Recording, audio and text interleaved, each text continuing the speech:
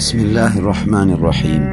Pada waktu lalu kita telah membahas perihal perbedaan antara ruh dan jiwa atau ruh dan nafs. Kali ini juga yang mana masih bersangkutan yaitu soal perbedaan antara jasad dan jisim atau yang suka di dalam bentuk sifat dikatakan jasadi atau jasmani. Yang mana kalau dalam bahasa pasaran seakan kata-kata itu sinonim, yakni kata-kata yang banyak tapi mempunyai satu makna yang sama.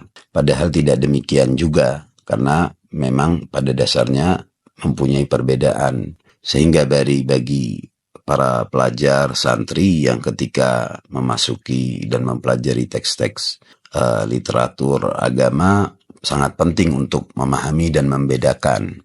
Karena kata-kata tersebut banyak kita dapati dalam doa-doa, dalam ayat, dalam riwayat, dan sebagainya. Ada beberapa hal mendasar yang membedakan antara jasad dengan jisim.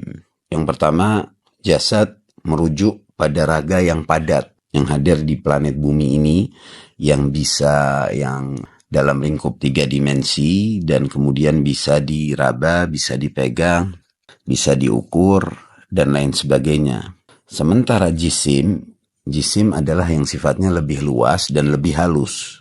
Contoh, misalkan seperti kita sedang mimpi, kita tidur lalu kita mimpi diri kita berpetualang atau diri kita melakukan aktivitas-aktivitas atau sampai melihat aneka ragam yang dialami ataupun kejadian yang dialami di alam mimpi itu.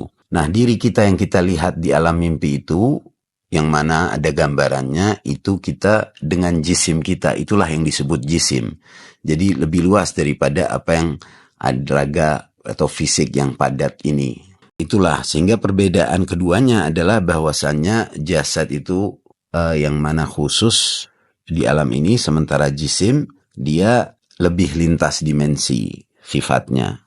Nah, dalam Al-Quran juga disebutkan, misalkan dalam surat Al-Baqarah ayat 247 ketika Allah mengangkat Talut setelah mengalahkan Goliath atau Jalut, ketika Bani Israel protes, di ayatnya Allah berfirman, Bismillahirrahmanirrahim, Qala inna Allah astafahu alaikum wa zadahu bastatan fil ilmi wal jisim. Katakanlah bahwasanya sesungguhnya Allah telah memilihnya atas kalian dan telah memberikannya karunia kelebihan di sisi ilmu dan juga jisim.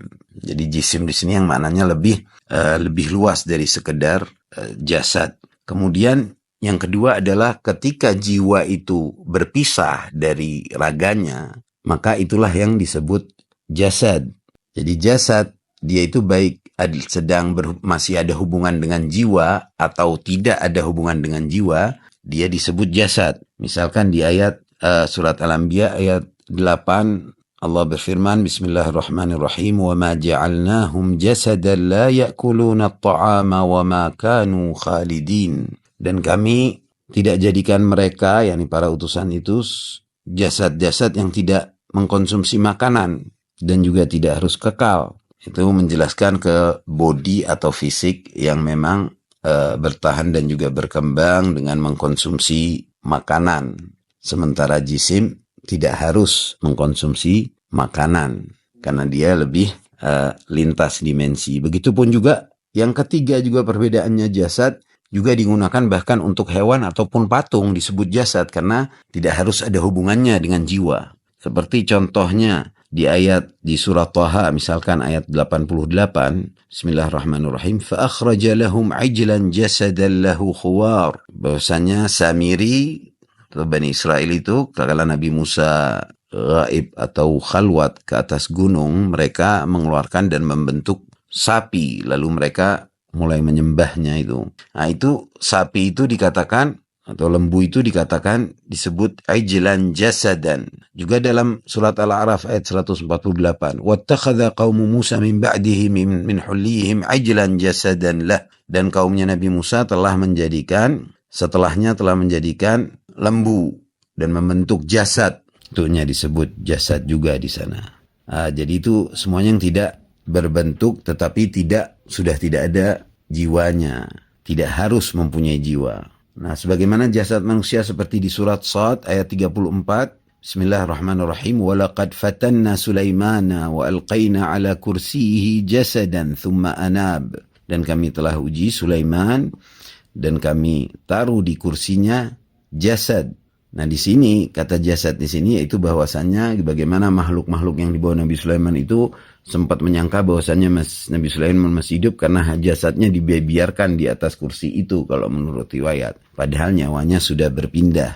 Nah, itu hal-hal yang membedakan antara jisim dan jasad. Dan yang hal lainnya badan. Nah, badan lebih khusus lagi. Badan ini di bawah jasad. Dia termasuk bagian jasad, tetapi yang membedakannya dari jisim dan juga yang membedakan jasadnya dari kepala. Jadi badan kadang khusus masuk ke mengerti bagian jasad, tetapi yang tidak termasuk kepala, karena kepala lebih dimuliakan dan juga dikhususkan. Dalam Al-Quran disebut kata badan ini dalam surat Yunus ayat 92 ketika berbicara tentang Fir'aun. Allah berfirman, Bismillahirrahmanirrahim, "Falyawma nunajjika bibadanika litakuna liman khalfaka ayah, wa inna kathiran minan nasi an ayatina laghafilun." Dan hari ini kami selamatkan badanmu, kamu dan badanmu, agar menjadi manusia setelahmu, untuk mereka yang setelahmu sebagai tanda. Walaupun kebanyakan dari manusia itu pada tanda-tanda kami lalai. Jadi dikatakan Allah sengaja menyelamatkan badan Fir'aun untuk menjadi pelajaran pada generasi selanjutnya. Dan di sini disebut badan.